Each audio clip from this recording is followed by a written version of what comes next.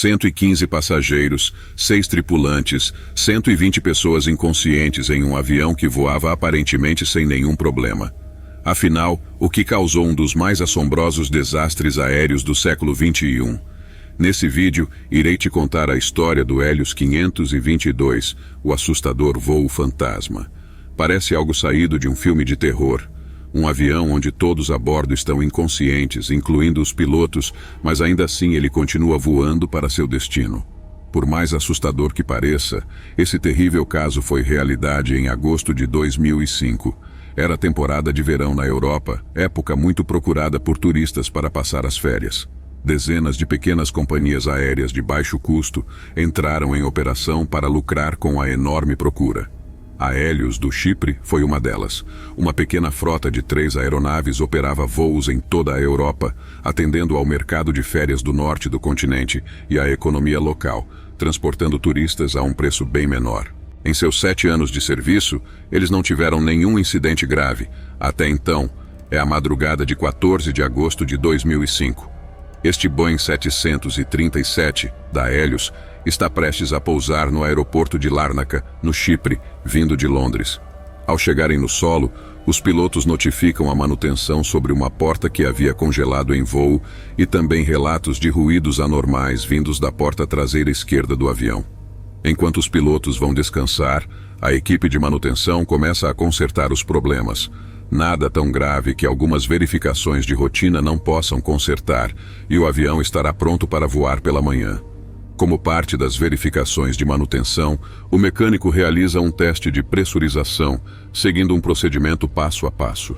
Uma das etapas principais é alterar a configuração no painel de pressão da cabine para manual. No fim das contas, a porta foi consertada. No entanto, o mecânico não mudou o botão de volta para automático. Este pequeno passo, aparentemente insignificante, parece pequeno, mas será crucial nos eventos do dia seguinte. Para entender como tudo viria a acontecer, é preciso conhecer um pouco sobre como funcionam os sistemas de pressurização e ar-condicionado de um avião. Conforme ele sobe, a pressão do ar ao redor muda. Os seres humanos não podem respirar o ar externo na altitude de cruzeiro, por isso ele deve ser pressurizado. Os passageiros precisam de ar fresco e de boa qualidade para respirar confortavelmente, mas em um tubo de metal selado, isso é difícil. Por isso, é preciso que o ar de fora entre. Então, oxigênio fresco e frio entra na aeronave através dos motores. Parte dele é levado para o sistema de ar condicionado, onde é comprimido e aquecido antes de ser distribuído pela cabine. Sem esse sistema funcionando, as pessoas só poderiam respirar com a ajuda de cilindros. Mesmo que um avião voe a maior parte do tempo acima dos 10.000 metros, o seu interior é pressurizado para uma altitude não superior a 2.500, onde dá para respirar. No Boeing 737 e em muitos outros aviões, o sistema pode se ajustar automaticamente conforme as circunstâncias. No entanto, para que isso aconteça, a configuração no painel de pressão precisa estar definida como automática. Amanhã chega em Larnaca. A tripulação fará uma viagem a Praga, na República Tcheca, antes de fazer uma breve escala em Atenas.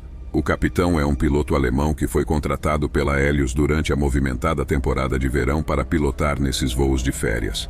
Ele tem mais de 35 anos de experiência. Seu primeiro oficial é outro experiente membro da tripulação, com 51 anos de idade. Os comandantes devem seguir uma série de listas de verificação para cada etapa do voo.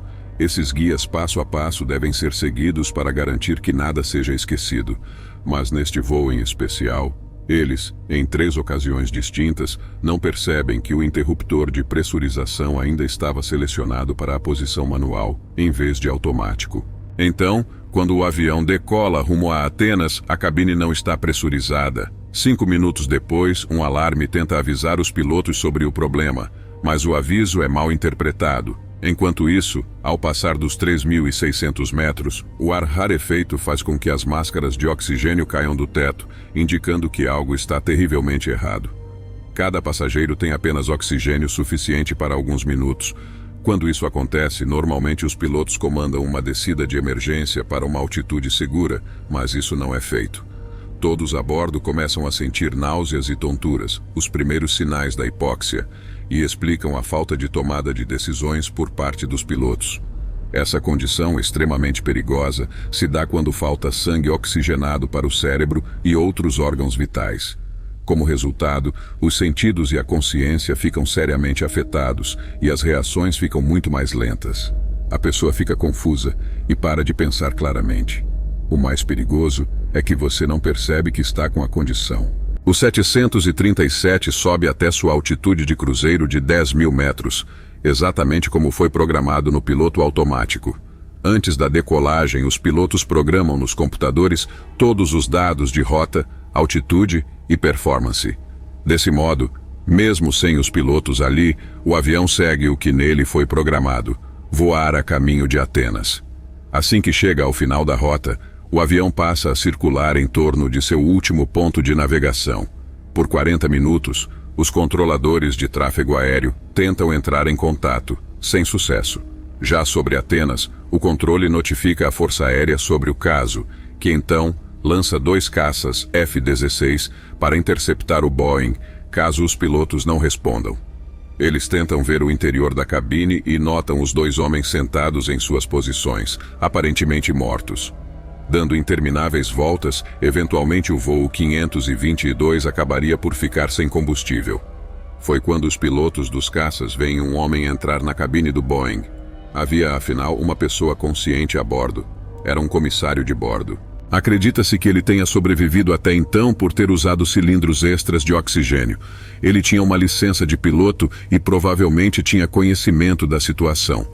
Mas, infelizmente, ele nunca tinha comandado um Boeing 737, e mesmo com os cilindros, seus sentidos não estavam 100%. Ele tentou, mas não conseguiu usar os rádios para se comunicar. Não demora até que o motor esquerdo pare de funcionar por falta de combustível, seguido pelo motor direito. O piloto automático se desativa e o avião começa a descer lentamente. Embora o comissário não tivesse conhecimento para pousar o Boeing em segurança, ele consegue desviá-lo em direção a uma área rural na Grécia, evitando uma tragédia ainda maior caso ele caísse em Atenas. Alguns minutos depois, o avião colide contra uma colina a cerca de 40 quilômetros da capital grega.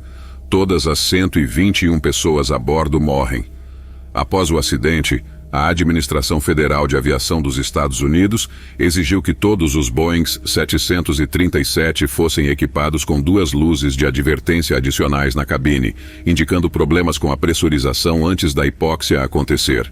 Além disso, a União Europeia exigiu inspeções mais rigorosas e mudanças em uma série de procedimentos de manutenção, além de pôr fim à entrada de companhias aéreas inseguras. O vídeo de hoje vai ficando por aqui. Conte o que achou nos comentários. Até a próxima!